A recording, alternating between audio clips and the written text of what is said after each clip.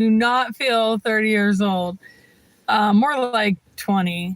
And I look 20, so it's kind of not a compliment to say I'm 30. Anyway, welcome to my podcast for the day. I'm going to be talking about a few things, as usual.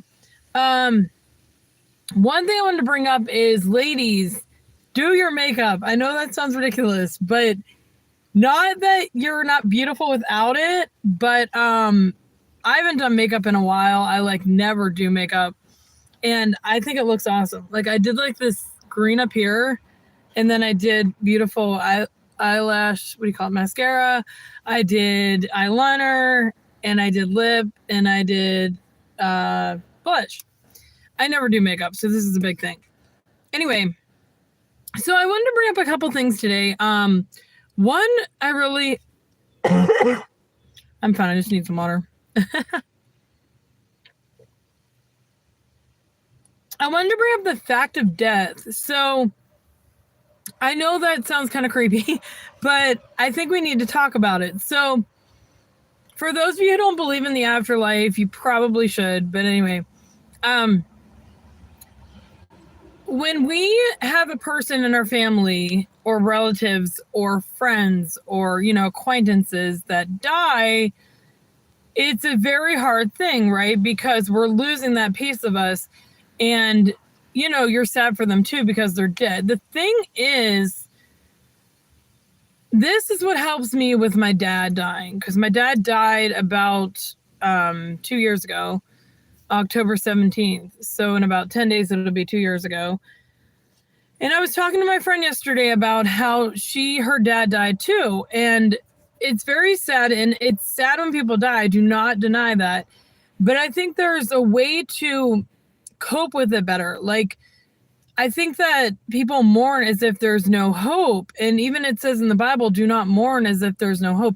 We have the afterlife. We have heaven.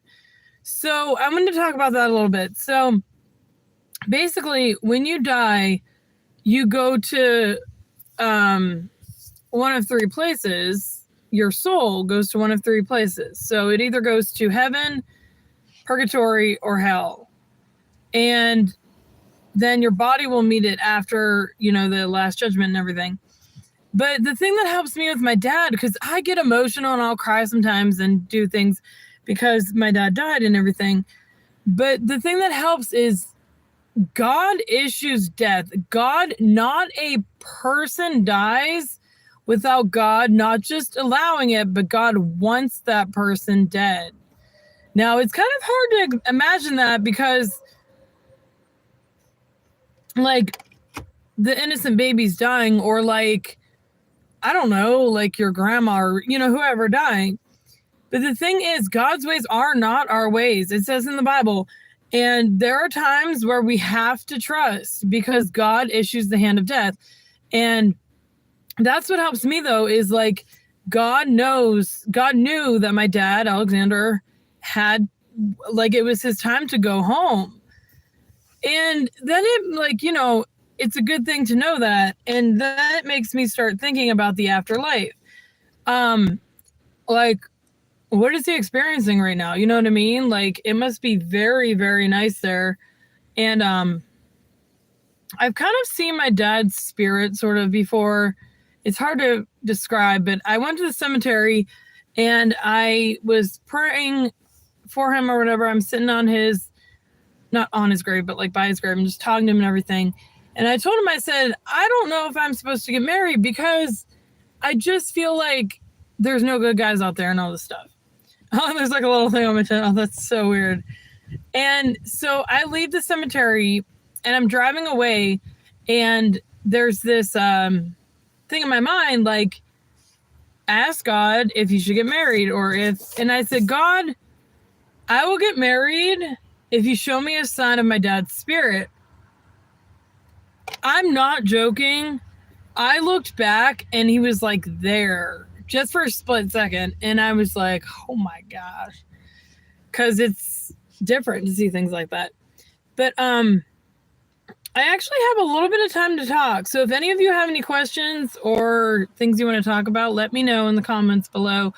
It's 3:12 here in Pittsburgh, and I gotta go babysit at 5, so I can talk for a little bit. Because babysitting is what I'm doing for a job today, so I can chill. The girl at Dunkin' Donuts pissed me off. So she is like, I don't even know her name, but she's always like a, you know what.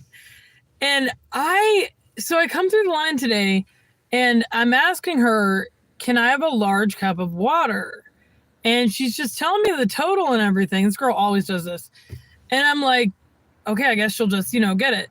So I pull up, and she has this. I said a large cup of water. This is like a small. And I'm like, oh my gosh. Then she goes to give me the receipt. And I'm like, oh, you can keep the receipt. And she gives it to me anyway. And so I took the money out of it, and I said, I don't need this. And she took it, and she threw it away. I don't know why I'm venting about this. It just bothered me because people need to be more considerate. She was just really rude. And then I was like, maybe that's the only cup they have. She would have given me a larger if she could. So I just took it. But it just bothers me because people, that's the way of the world. They don't want to do their job. They don't want to be happy or believe in God, or it's horrible. One thing I've learned lately is that love is so vital in this world, and that people I can see through people. I know it sounds ridiculous, but I can understand people to an extreme. I don't know what they're thinking, which would be pretty cool, but I can tell what they're feeling. And I think that's called an empath. I'm not sure. My therapist was telling me about this, but I can understand them. So whatever they're going through, I can understand them even though I don't know what they're going through. And I think that's pretty interesting because I didn't used to be like that, I don't think. Same with kids. I used to like kids, but I didn't get them. So I was like, they're kind of annoying. I'm a kid, so I do get them now. But yeah, so I just wondered how you guys have been. I have been okay. I turned 30, like I said, and it's been nothing but heartache. No, I'm kidding. It's pretty cool. On my 30th birthday, which was 2 days ago, I wrote a list of 30 things that were good in my life, positive, like a beautiful day, everything. It was really nice. And it's a nice day today, too. Anyway, guys, I will talk to you later. Bye. God bless. Bye.